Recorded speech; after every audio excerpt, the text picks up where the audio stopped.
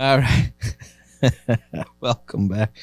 We were just reminiscing some of our hand signals to make sure we all know what we're talking about over here, and inevitably somebody gets to be number one.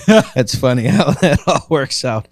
And before we got started, we were kind of talking about funny stories and going through difficult times and some of the things, and one of the stories in our book that's going to be coming out later was it's titled Worst Doctor's Appointment Ever, right? And everybody's got a bad doctor story, but I'm putting mine out there. And I think top 5. I got to go top 5 bad, worst things. And it's because it was a twofer. So when I got in the car accident, the first thing that had to be fixed is I had to have reconstructive surgery on my left foot. And so they had to take what's a K-bar and they stick it into your foot, and the bar actually stays outside of your foot, right? And they use a K to put it back together and then wait for it to fix, and then they yank it out at the end, right? Okay, so first thing is I didn't know there was a bar sticking out of the bottom of my foot. That is an important piece of information. And I had a cast on, right? So 4 weeks in the sucker, my foot's itching, right? Because it's starting to heal. And all of a sudden I'm like, babe, something's wrong, right? And there's this giant metal piece, and she's like, honey, that's been there the whole time, right? Like a complete idiot, right? So anyways, you go through the process of getting your different casts on and all that, and then you got to get out, cut your legs like a twig, you know? And so I go in there, and I go in the doctor's appointment, and my foot doctor and my regular doctor were in the same building, right? So I set up to have a foot appointment and then see my doctor.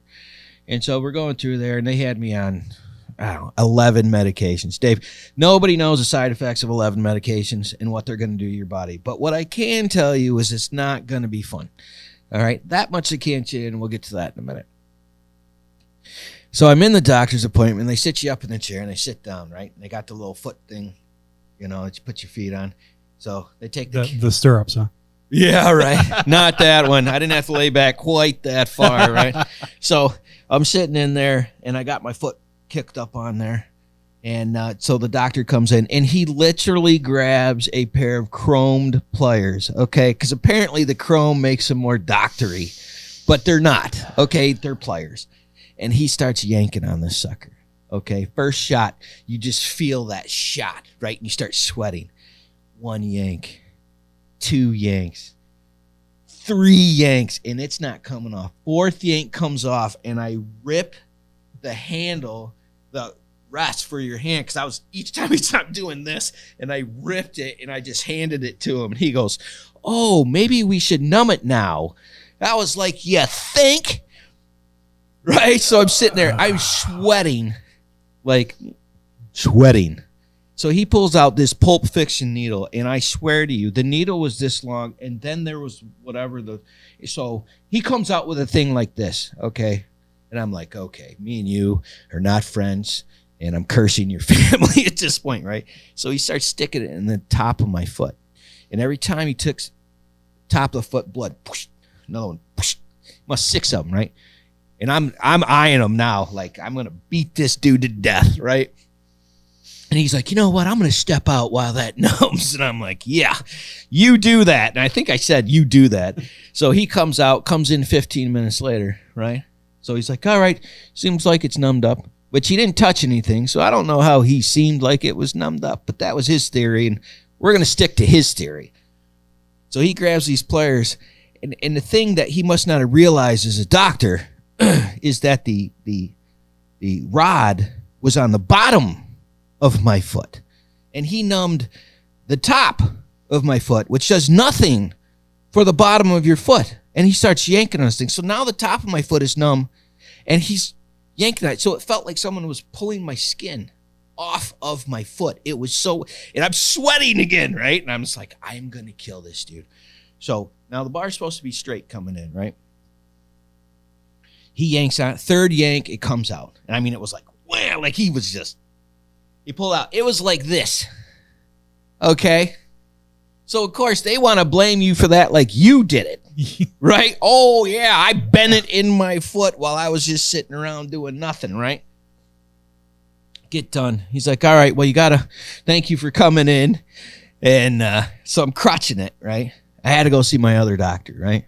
So I go in there, and I had no idea why I was going to see this guy. Right after that appointment, so I crutch down. It's like, I don't know, 3 doors, right? So I crutch down. He gets in there. Doc comes up to me. Now, admittedly, I don't know how long he's been a doctor, but his hands are huge, okay? And he pulls out gloves. And I'm like, oh, no. This is not happening. He said, go ahead and strip down. And I was like, I almost started crying. I was like, no, I'm not doing this. This is not okay. You know, I've just been beaten down, and now I'm about to get raped, right? And so sure enough, he bends over. It's an anal exam to check because I had been bleeding because of the drugs. Remember I told you one of the side effects is anal bleeding, right? I'm like, why didn't they put that in one of the side effects? Oh, because we didn't know the 11 side effects that we had there. That was one of them, right? And again, I don't know how many times this man cracked his knuckles, but huge knuckles, right? So he puts his hand on my shoulder, pulls his hand out, and goes, you can wipe off now, right? And I'm just like, oh, I'm never coming back here again. I was like, this is the most horrible doctor's appointment I've had in my entire life, right? And I've told that story, and I'm telling you, I put that up there. There's been some bad doctor's appointments, but that one was horrible, right? Yeah. And I remember sitting there just going, this is torture. This is sheer torture going through this. And you know, those are some of the stories that when you're going through a situation, it is just so horrible. And I mean, it took me years to even like tell somebody that story. And they're like, man, that was really bad. I was like, there's more. That's just one, you know? And that's where getting into drug rehabilitation and the stuff that you got. Some people, when they get addicted, their doctor puts them on something. They have no idea the consequences of that. And then what do they do once they're addicted, and how do they get off of that, right? Or even if it's self-inflicted, once you realize the grasp that has on you. And so Pastor Scott is he works for Reformers Unanimous, which is a 10-step faith-based recovery program, which he also took the spiritual warfare unit program as part of his structure. And he's going to be coming on here. And so doing it with the jail, he worked inside the jail and outside the jail, and they have a housing unit. And he's a great human being. So we went and we were talking about these stories, and he was like, man, you got to get that down. And I was like, I don't know how many people I want, but the more you say it, the more comfortable it is. But it was, God almighty, that was horrible. And anyways, we got to be really good friends. And so now we work with housing and feeding and outreach, and he does a Friday night program, which is amazing. And that's in the North Flint area. If you're in the area, and we're gonna have an app connection on our website when we get them on here pretty soon. So if that's something that you're into, we'll be able to get over there. And as we got into this, there was a bunch of them, and so people being homeless, people being in abandoned houses, people struggling with drug addiction and getting in there. They don't have to do all those things, man. Like, there's a bunch of people that want to help you. You just got to be willing to want to help yourself. Like, you can choose failure, but why would you? And especially when you can get help. It's going to cost you nothing. These people are going to do this for free because they're good human beings, and they want to help you. They want to help your family through this, right? They can get counseling for you and your family. It costs you nothing. If you're struggling with babies and you need diapers, you need formula, get a hold of us. Set up. We can help you out. If you're struggling because your family member is dealing with addiction and you're trying to get through the stress of that and that difficulty, that's what we do this for. The outcome is because most people don't know any of this exists. They just fall through the cracks, because there's not a communication network for all these groups because they're so busy doing the work. They don't have time to market. So that's what we're going to do. And we're going to do this for these guys for free.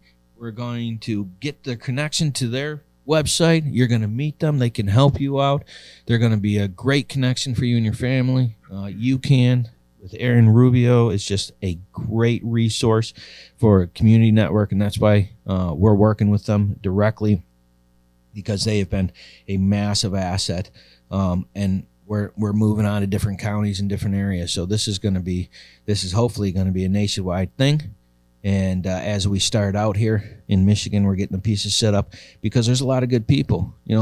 I've heard a lot of people say, I don't like people. And sometimes I don't like people. I know I sure didn't like my doctor that day. And but when you start looking, and this entire program that we're doing is about good people who went through a really bad scenario. Instead of letting that scenario beat them, it became the thing they're passionate about. And I love people that have gone through a difficult situation, and I know you're going to love them too. So if you're struggling, you just need to hear a good story. We're going to have some excellent human beings on here, and we're going to be putting them together, and we will wrap up, and we'll see you here in a couple of minutes.